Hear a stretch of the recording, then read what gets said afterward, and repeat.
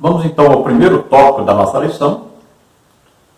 Jesus cumpriu toda a lei. O subtópico 1, um compromisso com o passado. Então você veja que eu coloquei para você um versículo, né? Mateus 5,17. Não cuideis que eu vim destruir a lei ou os profetas. Não vim abrogar, mas cumprir. Então vamos ver o que diz aí na revista, um compromisso com o passado. Quando o nosso Senhor começou a ensinar, seu propósito nunca foi o de desconstruir tudo ou não valorizar o passado relativo aos ensinos da lei e dos profetas. A expressão não pensem revela exatamente isso, como está em Mateus 5,17.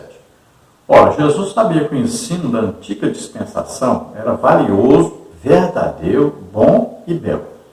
Ele jamais ousara ser um revolucionário, portador de um espírito destrutivo, como o apóstolo Paulo também não. Assim aprendemos com Jesus que não é possível construir um futuro bom se não preservarmos as coisas boas que os antigos nos legaram. Então veja que Paulo até pergunta, nós anulamos agora a lei por causa da fé?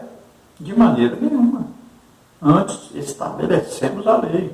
É isso que ele diz. E Paulo ainda diz que a lei é santa, é justa, é boa, é perfeita. Então Jesus nunca ensinou que a lei não valia nada, que não prestava, que acabou a lei, nada disso. Então tomemos cuidado com esses falsos ensinos que existem por aí. Tem gente querendo cumprir demais as leis e tem gente querendo desprezar as leis. Então todos os dois extremos estão completamente contrários à palavra de Deus. Tomemos cuidado com isso. Encontremos o equilíbrio. O equilíbrio está em Jesus Cristo. Jesus diz bem claro, eu não vim destruir a lei, não vim descumprir a lei, mas pelo contrário, eu vim foi cumprir a lei. Tem muita gente que pensa que Jesus era algum revolucionário, né? Nada disso. Jesus foi obediente até a morte de cruz. Obediente a Deus em tudo, inclusive no cumprimento da lei. Então, muitas vezes as coisas antigas são desprezadas, as pessoas mais velhas são desprezadas. Mas a Bíblia adverte, é no conselho dessas pessoas, né? No conselho dos mais antigos, é olhando as coisas mais antigas que nós vamos aprender a viver o presente. No subtópico 2 nós temos aí, Jesus não veio destruir a lei. Para muitos opositores, Jesus era um agitador, revolucionário, destruidor da tradição recebida. João 5,18. Por isso, nosso Senhor foi alvo de falsas acusações pelos seus críticos, como está em Mateus 26, 59 e 61. Entretanto, os evangelhos deixam claro que Jesus ensinou sobre a justiça conforme que Moisés, a lei e os profetas ensinaram. No lugar de enfraquecer a lei, ele devolvia o verdadeiro sentido dela, já abandonado pelos mestres judeus. Mateus 8,4, Marcos 7,10, Lucas 16,31, João 5,6. Jesus enfatizou o sentido perfeito da lei, Marcos 7, 5-13. Ele mesmo, a continuação da revelação divina, mostrava que essa revelação é progressiva para a perfeição, não retrógrada, nem estática. Nesse sentido, a fé e o ensino da palavra de Deus devem nos levar ao verdadeiro crescimento espiritual, como bem ensinou o salmista, Salmos 1, 2 e 3, 119, 1, 97. Então veja, essa visão de Jesus como um vingador, um revolucionário, destruidor da tradição recebida, tudo isso é falso. Essa visão é absurda, não existe isso na Bíblia. Jesus foi alvo de várias críticas, acusações, né, mentiras. Veja só, difamação. Religiosos tinham inveja de Jesus, porque ele atraía multidões. E ele tinha o que eles não tinham, a operação do Espírito Santo. Aí as curas, os milagres, né, as libertações. Tudo isso acontecia no ministério de Jesus e não acontecia no ministério dos falsos mestres. Hoje é a mesma coisa. Aqueles que têm manifestações do Espírito Santo comprovando o seu ensino, a sua pregação, a presença de Deus junto, ali todo o tempo, são perseguidos pelos falsos religiosos, pessoas que ensinam muito bonito, falam muito bonito, pregam muito bonito, mas não tem poder de Deus em ação, não tem confirmação de Deus no seu ensino, na sua pregação. São religiosos, falsos, invejosos, perseguidores dos verdadeiros homens de Deus. Então Jesus ensinou o que estava escrito através de Moisés, o que estava escrito na lei de Deus. Ele ensinou esta lei, ele praticou esta lei. E ele viu se cumprir nele mesmo esta lei. Então, ao invés de enfraquecer a lei, ou desprezar a lei, ou ensinar isso, pelo contrário, ele ensinava que deveria se guardar, cumprir tudo. Agora, ele explicava o verdadeiro sentido da lei.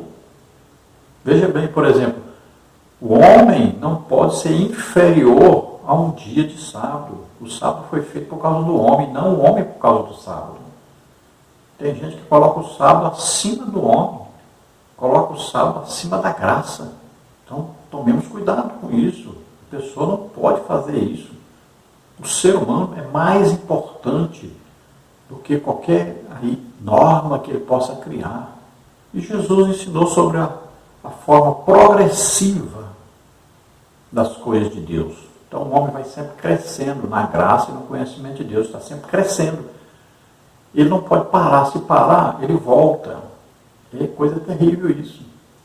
Então nós temos que estar sempre crescendo, aí orando, jejuando, estudando a Bíblia, evangelizando, desejando os dons do Espírito Santo, receber um dom, vai em busca de outro dom e vai ministrando às pessoas esse dom, coloca esse dom em atividade, em ação. Tem muita gente que está escondendo o dom. Muita gente que foi batizada com o Espírito Santo também não está ganhando almas. Então, veja, isso não pode parar, isso é sempre crescendo. Você vai crescendo, crescendo, crescendo, mais e mais e mais, quero mais, quero mais. Isso é o sentido exatamente do pobre de espírito. É sempre desejar mais de Deus, mais comunhão com Deus, mais poder de Deus, mais ação na salvação das almas. Está sempre crescendo. Subtópico 3, nós temos aí Jesus cumpriu e aperfeiçoou a lei. O verbo cumprir, Mateus 5,17, no grego plerô, traz a ideia de tornar cheio, completar, encher até o máximo, fazer abundar, fornecer ou suprir liberalmente. Assim, a perspectiva pela qual Jesus cumpriu a lei é que ele lhe deu perfeição, conforme nos revela essa expressão. Foi dito aos antigos, eu, porém, vos digo, como está em Mateus 5, 21 e 22. Ora, em momento algum, Jesus conflitou com as Escrituras do Antigo Testamento, mas as harmonizou plenamente. Por isso, diferentemente dos escribas e fariseus, que usavam a lei para abusar do povo, como está em Mateus 23, 4, Lucas 11, 46, o Senhor Jesus a aperfeiçoou, Mateus 5, 19. O que era visto como sombra cedeu espaço para a realidade do pleno cumprimento profético, Lucas 4, 16 a 21. Em Jesus, o que era visto por meio do Decálogo e dos profetas, concretizou-se fielmente em nosso Senhor, conforme nos revela o escritor aos Hebreus, Hebreus 1, de 1 a 3. Então Jesus dizia, olha, está escrito assim, vocês interpretaram assim, só que o verdadeiro sentido de Deus é assim. Então ele dava a interpretação, ele dava o verdadeiro sentido. Ele dava a intenção de Deus naquilo que Deus mandou escrever. Por exemplo, não matarás. Então aquele que matava era réu de juízo, né? E acabava sendo morto. Aí Jesus veio e deu a interpretação. Olha, apenas aquele que xingar seu irmão, odiar seu irmão, falar mal, já está matando. Já é um condenado. Olha aí, a lei diz, não adulterarás. Ou seja, quem cometer adultério será apedrejado até a morte. Só que Jesus disse, olha, a interpretação diz que se você olhar para uma mulher já com a intenção de ter uma relação sexual com ela, já é um adultério. Não precisa cometer fisicamente o ato. Só a intenção do coração já vale como pecado e condenação. Então veja que Jesus dava a interpretação daquilo que estava escrito. Não era só o ato, mas a intenção. Então, Deus olha o coração, olha dentro. E aí é o grande problema. Porque se a pessoa achava já difícil o Antigo Testamento, que só era condenado o ato, imagine o Novo Testamento, que a intenção é vista por Deus. Então já vem o juízo sobre a intenção do coração. Então todos nós somos pecadores.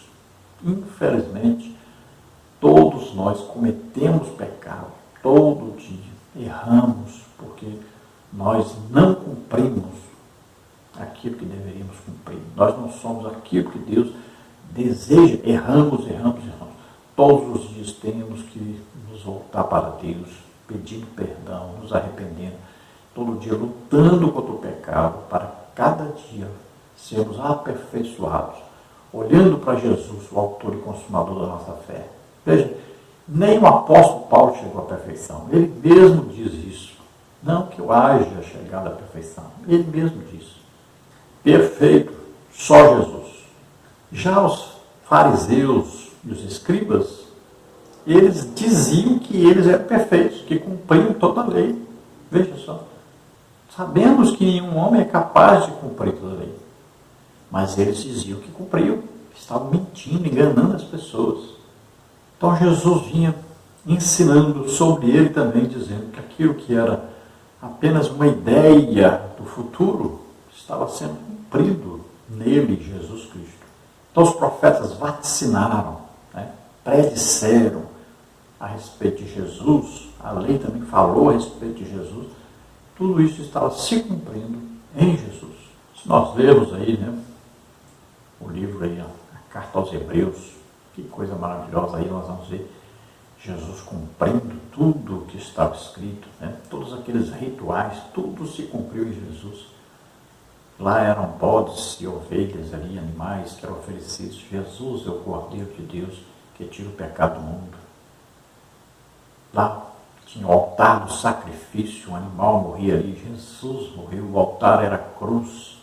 Lá o sacerdócio de Arão era imperfeito, Arão mesmo tinha que oferecer sacrifício por si próprio, porque era um pecador. Já Jesus é o sacerdócio segundo a ordem de Melquisedeque, Jesus é o sacerdote perfeito, nunca pecou. Lá o Arão era sujeito à morte, Aí o seu herdeiro, o seu sucessor seria o seu descendente, passava de pai para filho. Já Jesus é eterno, morreu e ressuscitou, o sacerdote eterno, perfeito, sem pecado. Lá o sacrifício tinha que ser feito, todo ano entrava o sumo sacerdote, uma vez por ano, lá no Santo dos Santos, para oferecer o sacrifício. Jesus entrou uma vez só. Lá tinha que ser todo ano. Jesus entrou uma vez só, vale por todas. É eterno esse sacrifício, é perfeito, nunca mais precisa ser feito. Lá o pecado era perdoado, só que é pecado daquela época, cometido naquela época. Já Jesus, o sacrifício de Jesus, é o perdão por todos os pecados e vale para sempre. Traz a vida eterna, a salvação eterna. Vamos ao tópico 2. A letra da lei, a verdade do Espírito. Subtópico 1. O que a expressão letra da lei significa? De acordo com as cartas de Paulo, a expressão letra da lei diz respeito ao antigo concerto. Essa letra expressa os desígnios de Deus em forma de proibições escritas que revelam o pecado e levam à condenação, como nos mostra Romanos 7, de 7 a 25. Em suma, dominado pela fraqueza da carne e sem força, o homem seria levado à morte diante da letra da lei. A função da lei é mostrar a malignidade do pecado e a impossibilidade do homem salvar-se. Nesse sentido, ela serviu como paidagogos, do grego, isto é, um pedagogo, um guia que nos levou a Cristo. Gálatas 3:24.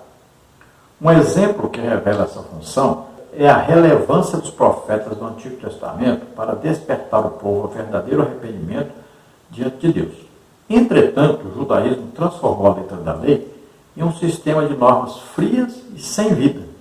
Então você vê em Romanos 7, que Paulo fala sobre essa guerra.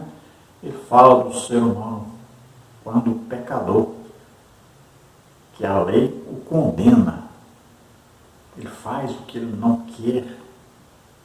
Isso é automático, aquela semente do pecado que está no homem, ela o conduz, ela o induz, ela o provoca, o inspira sempre para o pecado. Mesmo que ele queira fazer o bem, ele acaba fazendo mal. Pode ver a pessoa viciada em bebida, viciada em cigarro, em drogas. Ele quer parar, mas não consegue, se torna escravo. A lei o condena, o massacra, não mostra a solução, não dá saída, e cada vez ele se afunda mais no pecado. Então, assim, Paulo explica que a lei sempre vai condenar, vai conduzir à morte, né? Mas ele diz, graças a Deus, pelo Evangelho, pela salvação de Jesus Cristo, pelo Espírito Santo que mora em nós, que nos ajuda, nós vamos ter forças para combater e vencer esse pecado. O pecado vem e nós vamos lutando contra ele, vamos lutando e vamos vencendo.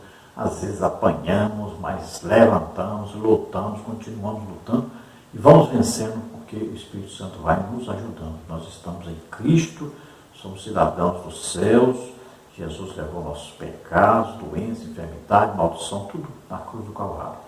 Então nós temos que ser mais do que vencedores, porque vencedor é Jesus Cristo e nós estamos em Cristo. O pecado não pode nos dominar mais. Então o que aconteceu? A lei nos mostrou que somos pecadores, nos condenou, mas aquele que não aceita Jesus como Salvador e Senhor, continua escravo da lei e do pecado.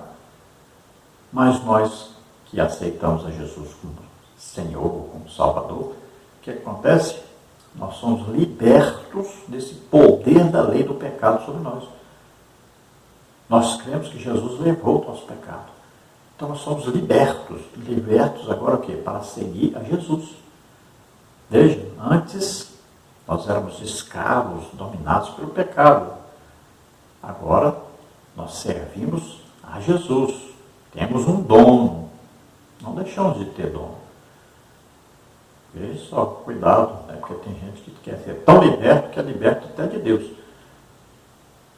Então, nós temos um dono, proprietário. Jesus Cristo nos comprou com o seu sangue. Então, devemos obedecer, devemos amar, devemos seguir, devemos ser santos, combatendo sempre o pecado. Então, a letra, que aí significa lei, mata. Né? Mas o Evangelho traz o quê? Vida, porque o Espírito Santo vem morar em nós. Então, é o Espírito que vai dar vida. Quanto mais do que fazemos ao Espírito Santo, mais vida em abundância, mais vida espiritual teremos. Subtópico 2, a perspectiva teológica da lei. Para os judeus, a lei apresentava sua completude por meio de uma tríplice divisão: moral, cerimonial e judicial. A lei moral envolve os 10 mandamentos, Êxodo 20, de 1 a 17. A cerimonial refere-se à adoração do povo de Deus no tabernáculo e posteriormente no templo, Êxodo 25, 1 a 31, 17. A judicial tem a ver com diversas responsabilidades civis, individuais e sociais, Êxodo 21, de 1 a 23, 19. Pelo sistema da antiga lei, havia um falso entendimento de que o homem poderia viver de maneira justa, segundo o seu próprio mérito, e que, por isso, seria possível salvar-se. Ora, o apóstolo Paulo refutou sabiamente esse falso entendimento. Gálatas 2,16, Tito 3,5. Em suas cartas, o apóstolo deixou bem claro que o Senhor Jesus cumpriu toda a lei e que, por isso, pôs fim ao sistema de lei mosaico, de modo que ele oferece um novo e vivo caminho para se chegar a Deus. João 14,6, Hebreus 10, 19 e 20. Uma nova aliança que concede justificação e paz ao salvo. Romanos 5,1. Então, lei moral, cerimonial e judicial. Então, tudo isso aí forma a lei escrita. Nós sabemos que essa lei moral, então, ela continua valendo para nós, né? Nós temos que seguir isto, obedecer a isto, né? Então, por exemplo, olha, não matarás, não adulterarás, né? Não dirás falso testemunho, não ter inveja, olha, não fazer ídolos, não adorar ídolos, né? Tudo isso continua valendo. São leis morais que Deus colocou em nosso coração e nós cumprimos assim espiritualmente, normalmente, né? Isso vai acontecer na nossa vida. Nós vamos dando lugar ao Espírito Santo e nós vamos cumprindo tudo isso normalmente. Isso é normal ao crente. A até podemos usar a palavra correta, é espiritual, né? A lei cerimonial ensinava a adoração. Tinha lá o templo, né? Antes era o tabernáculo, depois o templo. Como é que se prestava um culto, né? Hoje, nós prestamos um culto a Deus, adoramos a Deus, mas não precisamos mais daqueles rituais lá, de oferecer um animal e tal, de oferecer incenso, né? Os pães da proposição, de acender lá o candelabro. Então, matar um animal lá no altar de sacrifício, né? Lavar lá na pia, de ir lá no Santo dos Santos oferecer lá o sangue de um bode, né? Todo ano.